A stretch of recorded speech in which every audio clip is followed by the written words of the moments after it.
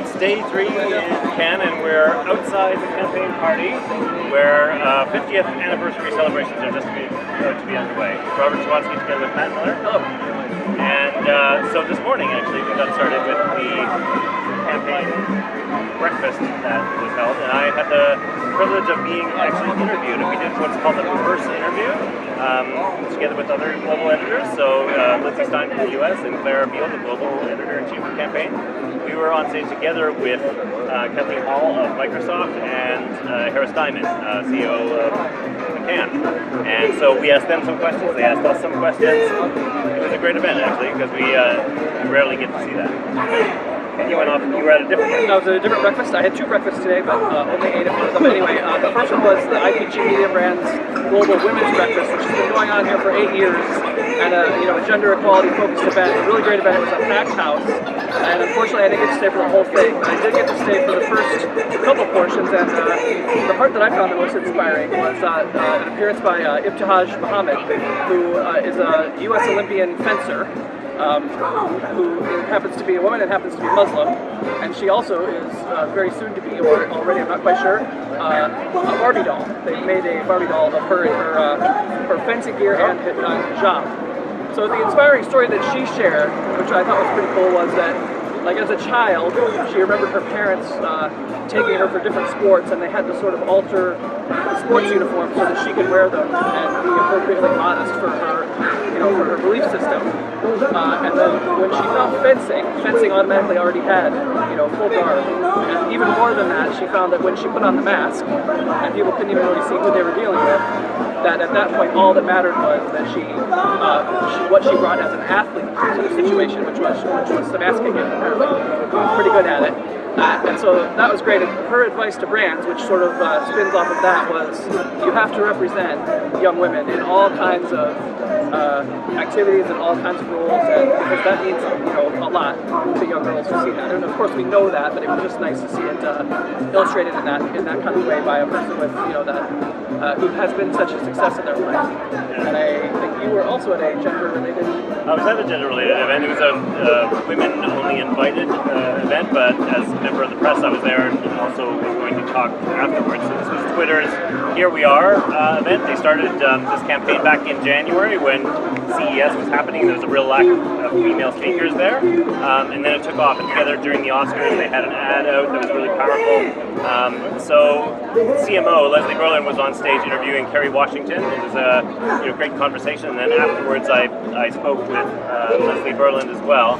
Here We Are is just one example of something that we started in the beginning of the year that really just tapped into a conversation that was already happening around women and women's voices, and women being on stages and under the spotlight where they really belong. So it's been incredible. It started following a tech conference in January here in the US, and then traveled around the world. So we're just so excited. We had Kerry Washington here today on stage, and just learning from her and hearing her story with her authenticity and her openness is such a reflection of what Twitter is. So you'll see a lot more from us in that regard. Her message here together at Cannes with brands is, look, it's like you keep talking about you want purpose and you want to kind of connect with these kind of movements. She's like, well, look at Twitter. It's like the hashtag #MeToo movement, right? Time's up. All these things. Twitter's played a central role in them. So if you want to get on them quick. And as soon as you enter the conversation, then you're there, and you got to continue it. You got to stay with it. So she was talking about that. Hot outside. I got another hat there. Actually, it's a hat day, and so I spoke to Leslie Brown because she wears 2 hats. See what I did there? That's clever, man. She wears 2 hats. She's also head of people. So this was another way for her to say, as a recruit, say, look, we want different diverse people in the company, and it's a totally different environment for Twitter now, because just 2 years ago, they were, people were heading to the exits there, and like especially on the executive team. Now their stock is up like 100%. So she said it's a completely different environment in terms of who wants to work at Twitter now. A lot more new. Yeah. Really interesting. I just want to say that as much of a part as they have played in positive things like Me Too, they also still play a part in some really nasty behavior. I talked to her about that too, and of course it's that open platform idea. It's like, yes, we want civil conversation. We have to watch all that stuff. So they're working on it. Yeah. So while you were there, I was just a little bit further down the beach with the nice people of Google and YouTube. And the presentation that I was in on there was a bit more practical and of direct relevance to creative people and advertisers and agencies both. So we have a story up on our website about this already. And what they did was they've unveiled some new tools for YouTube that are for advertisers and agencies to use for things like doing pre-testing of different versions of a creative, of an ad, before it actually goes to a full launch. They can do like sort of controlled A/B testing or ABC testing.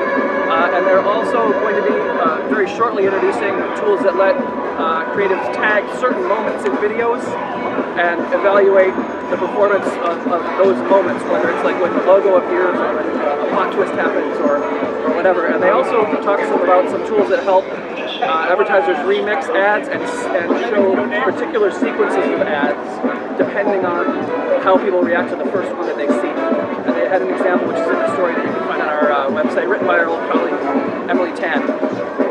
And so, she's not old. No, she's not. She's our old. She's our former colleague. Definitely not old. After that, so I think after that I went to another giant platform story, and I went and visited with Alibaba. Alibaba and Kantar had a press conference here this morning where they announced a new initiative, and gets a little bit technical, but basically, let me see if I can explain it as simply as possible. They've taken a measure of brand engagement that Alibaba has, that's sort of a real-time measure that's accessible to their users.